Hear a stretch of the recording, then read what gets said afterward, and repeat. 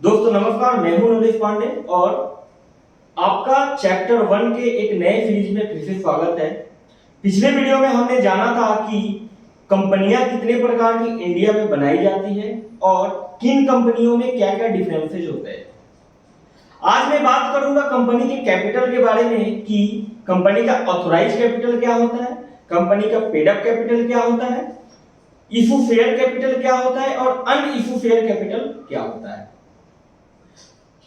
अगर आप किसी बिजनेस को ऑलरेडी संचालित कर रहे हैं, अगर आपके पास कोई कंपनी है तो आपको दो चीजें जरूर देखने को मिली होगी कंपनी बनाते समय कि आपके कंपनी का ऑथराइज कैपिटल क्या है और आपके कंपनी में पेड अप कैपिटल क्या है। या आप कोई नई कंपनी जब भी बनाने जाएंगे तो उसमें ये दो चीजें जरूर आती है कि आप कंपनी में अपने ऑथराइज कैपिटल क्या रखेंगे,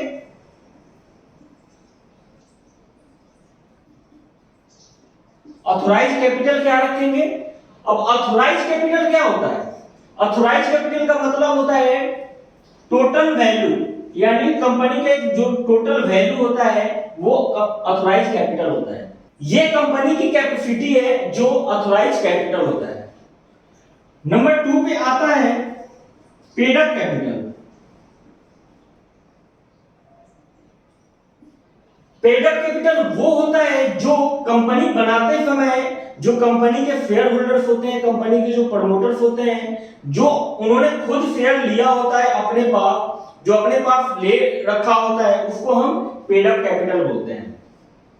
जैसे में मान लीजिए किसी कंपनी का ऑथराइज कैपिटल जो है, मान लीजिए किसी कंपनी का ऑथराइज कैपिटल जो है वो है 10 लाख रुपए और पेड अप कैपिटल जो कंपनी का है, और कंपनी का जो पेड अप कैपिटल है वो मान लीजिए इसमें से 6 लाख रुपए का है। तो उसका मतलब यह होता है कि जो टोटल कंपनी की जो लिमिट है, कंपनी की जो टोटल वैल्यू है वो है 10 लाख रुपए, यानी कंपनी 10 लाख रुपए तक का शेयर जो है वो इशू कर सकती है। लेकिन उसमें से जो कंपनी के प्रमोटर्स हैं, कंपनी बनते समय जो लोग अपॉइंट हुए थे, उन्होंने क्या किया है कि 6 लाख रुपए का शेयर जो है वो उन्होंने अपने पास ऑलरेडी कंपनी से ले रखा है। अब कंपनी के पास जो टोटल शेयर बचा हुआ है वो बचा हुआ है 4 लाख रुपए का। 4 लाख रुपए का यानी 60% शेयर जो है, यानी 60% जो शेयर है वो कंपनी के प्रमोटर्स के पास है और 40% जो शेयर है वो ऑलरेडी कंपनी के पास पड़ा हुआ है। तो ये जो 40% है जो कंपनी के पास पड़ा हुआ है, इतना शेयर कभी भी कंपनी जो है, किसी भी कोई भी कंपनी इन्वेस्टर लेकर के अगर आती है तो उसको ये शेयर इशू कर सकती है। और मान लीजिए बहुत सारे केस में कंपनी में ऐसा होता है कि जो कंपनी का ऑथराइज कैपिटल होता है वही कंपनी का पेड अप कैपिटल होता है। बहुत सारे कंपनियों में ऐसा होता है कि मान लीजिए कोई प्राइवेट लिमिटेड कंपनी जो है वो 1 लाख रुपए ऑथराइज कैपिटल से बन रही है और पेड अप कैपिटल इसका जो है वो भी 1 लाख रुपए है।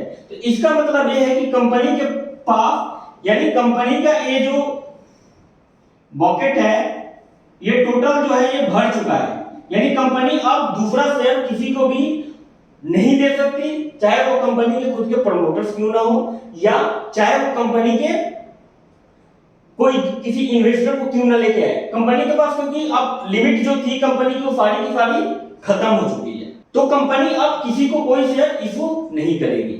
अब मान लीजिए कंपनी को किसी इन्वेस्टर को लेकर के आना है तो सबसे पहले उसको क्या करना पड़ेगा, अपना जो ऑथराइज कैपिटल है उसको बढ़ाना पड़ेगा। जब तक कंपनी अपना ऑथराइज कैपिटल नहीं बढ़ाएगी तब तक कंपनी किसी को भी कोई भी शेयर नहीं दे सकती, चाहे वो कंपनी के प्रमोटर्स क्यों ना हो या कोई इन्वेस्टर ही क्यों ना हो। आगे होगी ये चीजें समझने की ऑथराइज कैपिटल क्या होता है और पेड अप कैपिटल क्या होता है। अब समझते हैं इशू शेयर कैपिटल क्या होता है। जैसा कि मैंने यहां पे बताया आपको कि मान लीजिए कंपनी का जो टोटल शेयर है वो है 10 लाख रुपए। कितना है? 10 लाख रुपए। और इसमें से जो कंपनी के प्रमोटर्स हैं उन्होंने 60% शेयर जो अपना है वो ऑलरेडी उन्होंने अपने पास पेड कर रखा है, यानी उन्होंने होल्ड कर रखा है, कंपनी से ले रखा है। तो जो शेयर कंपनी के प्रमोटरों ने लिया हुआ है इसको बोलते हैं इशू शेयर कैपिटल। इसको बोलते हैं इशू शेयर कैपिटल। कंपनी का टोटल ऑथराइज कैपिटल और जो पेड अप कैपिटल जो कंपनी का है, यानी जो कंपनी ने प्रमोटर्स को अपने इशू की हुई है उसको इशू शेयर कैपिटल बोलते हैं। और ये जो 40% जो बचा हुआ है यहाँ पे 40% ये जो बचा हुआ है कंपनी के पास, क्योंकि 60% तो ऑलरेडी प्रमोटर्स ने होल्ड कर रखा है, कंपनी ने इशू कर रखा है, उसको हम इशू शेयर कैपिटल बोलते हैं। और जो 40% कंपनी के पास जो बचा हुआ है शेयर, इसको अन इशू शेयर कैपिटल हम बोलते हैं।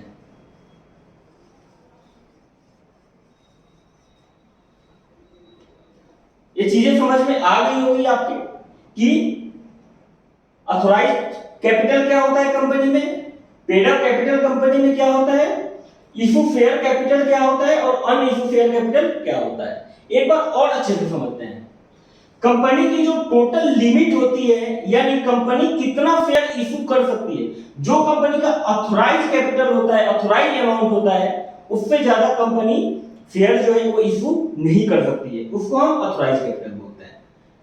कंपनी ने अपने प्रमोटरों को कंपनी बनाते समय जो शेयर उसने इशू कर दिया है, यानी जो कंपनी में पेड अप कैपिटल है, उसका मतलब ये होता है कि कंपनी ने ऑलरेडी अपने कंपनी के प्रमोटर्स को, शेयर होल्डर्स को उतना शेयर इशू कर दिया है, उसको हम पेड अप कैपिटल बोलते हैं।